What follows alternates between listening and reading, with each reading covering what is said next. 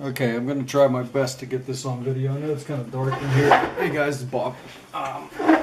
So this isn't too difficult. You know, I generally carry this pack almost all the time. The hardest part sometimes is getting all my containers in there with my other stuff. But basically, I put my carving tools in one little cotton bag. And there's a pocket in the back of my sack. Put that in, and this is just a Romanian used military pack. I've been carrying this, geez, oh man, for as long as I can remember. I'm gonna take that. That's the grill, right? I just fold that up, put it in the bottom, tuck it back behind that pocket there. And generally, I have to get my cordage standing up in there. My canteen does not go in my bag. It's on a belt, and that's the way I typically carry it. And there's a special pocket for my bottle on the side. There's a couple things I wanted to show you fellas though, before I get too involved here with all this stuff. So that, and my pot holder goes right there. Pot holder meaning needle nose vice grips, multi-use. And people are going to say, well, you're not putting what you need first on top. Actually, I don't need anything from this bag besides my water. So I got a pocket on the front. I'm a writer. That's what I do for a living. I write copy, books, marketing strategies for clients, ghostwriting, that kind of thing. This are my work journals, and one is my planner. Typically I'll put one of these in my cargo pant pocket, the other one just slides down in here. Now before I put this in the bag, which also goes right in this pocket here, I want to show you how I pack that, so I'm not going to do that yet. The rest of this, you know, there's my belt. I always lay out the things I'm going to carry. Basically, the rest of this, it just kind of tucks in here. My axe. This is bigger than the one I usually carry. I typically carry this little tiny Fiskars, you know. But I just got this one and I want to play with it. So typically what I do is just get my axe shoved down in there like that. And then just strap this all down, you know, get the lid shut. I don't try to be perfect or pretty about it. I'll show it to you. It's got these nice leather straps. I mean, you can get these on, excuse me, medical things. You can get these, I got this one, I believe, years ago on Sportsman's Guide, this pack, for like, or it might have been eBay from Army Surplus or something, but it was like 13 bucks, and I grabbed like 5 of them, because I figured if first time I bought one, and then I liked it a lot, and I figured, man, I'd really like to have some more of those. And then my kids got involved, and then Dave Canterbury started his Pathfinder youth program, and my kids wanted the same pack that Dave was talking about, so I had to order one of those, so I got to keep the Romanian packs. So that's packed just like that. It's packed tight. My water bottle, there's a sleeve right here. You can pack that sleeve inside or out. I don't have enough room inside. That goes right there. I actually take my folding saw and put that right next to it generally. Okay? And then it's just got a drawstring on it. It just hangs right there. And then this pack came with backpack straps, but I took one off and I just used the rings on the sides and use it as like a haversack, so it goes around. Now, I carry it on my left.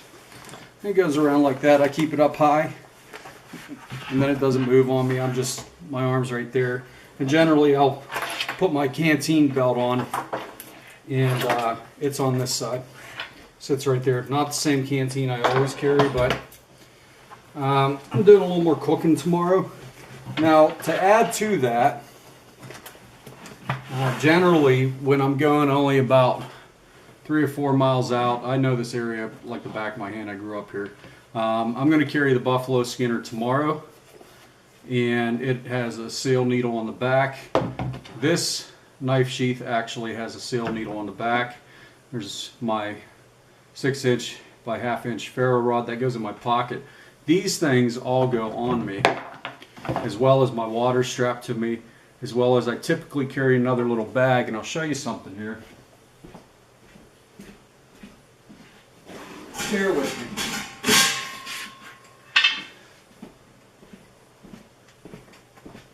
So I'm carrying the, ordered one of these last month, the Pathfinder School 30-liter dry bag, and that has a very thin U.S. military wool blanket in it, and my tarp, and some stakes, like metal stakes, and some more cordage is in here.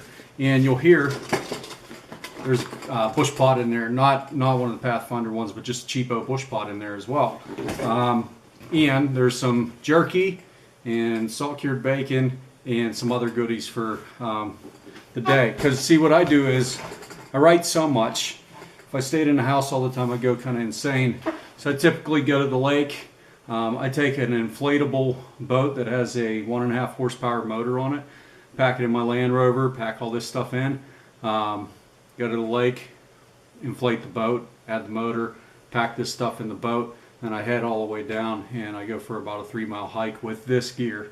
I leave the boat tied off into the woods, but all this gear comes with me, which generally with this stuff here, this bag here, and you can see it's not, I'm not extremely strong dude, it's not real heavy, and this stuff on the table, I'm looking at about 35 pounds, which is pretty decent, right? Now, real quick, I'll show you how I did this. It's just a cheapo sheath. You can find these anywhere, right? You see them on Amazon and everything else. You find them real dirt cheap. So if I deconstruct this, first, backup ferro rod. It's probably the 3rd or 4th one in my kit. Plus I have a couple lighters in my kit. I don't know if you noticed that. So ferro rod.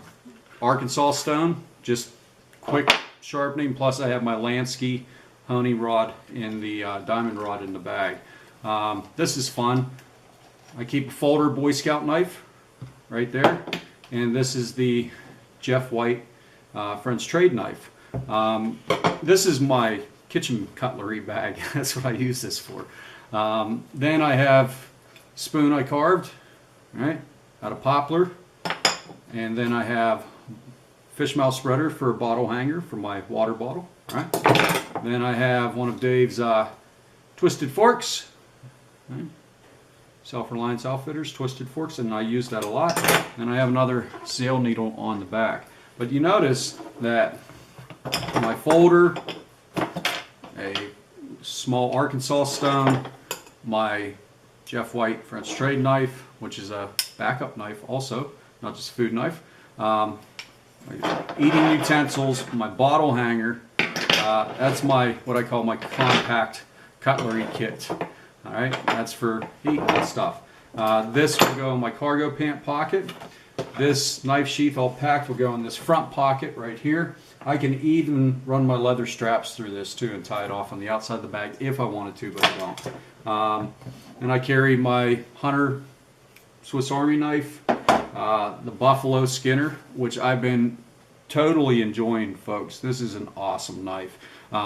It's not overly big. I don't have huge hands or anything. You're looking about from probably 6.5 inches from my fingertip to here. So we're right at probably about 5.5 inches, somewhere around there.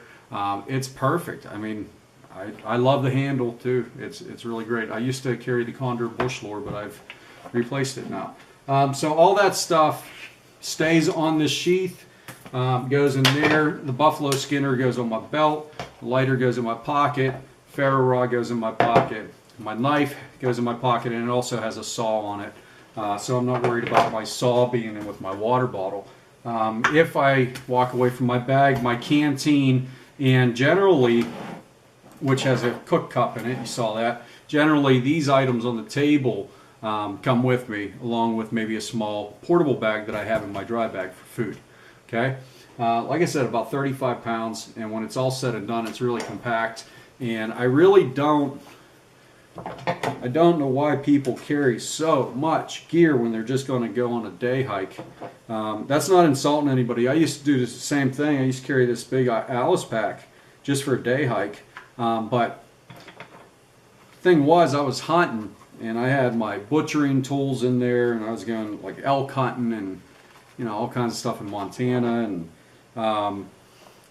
but I typically try not to carry more than what you see here on a, this is a whole day out. I mean, I'm going to be out all day. The thing is though, if I wanted to, I don't, but if I wanted to, I want a little more comfort. I'd probably get a U.S. Marine Corps bag, nice padded bag with a MOLLE webbing on it, right? And I'd still have this sack in there, just as a carry-all. But if I was looking for more hiking comfort, that's what I would do. Problem is, I have a few, let's call them, just decade-long medical condition. And along with that, pins and plates in my knees and a bad back. I deal with it, and I don't care about the pain, but I'm not going to look to aggravate the pain more than I have to, right? So my suggestion to everybody is, you know, prepare for everything properly, right? But like Dave says, go tool heavy. I got plenty of carving tools. I got a packable draw knife, my hook knife, my Opinel #8, right? I got my buffalo skinner. I have Boy Scout knife. I have a hunter knife. Can do plenty of work with these things, right? But I'm also, you know, taking a dry bag, which adds little, I mean, maybe about 3 or 4 pounds more weight with the pot, the tarp, my tent pegs, and my wool blanket in there, okay? So all this stuff, I hope you can see this okay. It's kind of dark down here. But this stuff here, this bag, and that'll be inside. Got my axe, got my cutting tools. Here's my pocket. Here's my pocket stuff right there, along with my notebook, right? Then I got my canteen on a belt and my dry bag. And I tell you fellas, I am seriously ready for a great day out. So yeah, it was just a fun little project. My kids said, hey daddy, you know, what's all this stuff that you put in your bag? And I tore it out earlier for them to see and set it all up. It took about 10 minutes to set all my stuff up.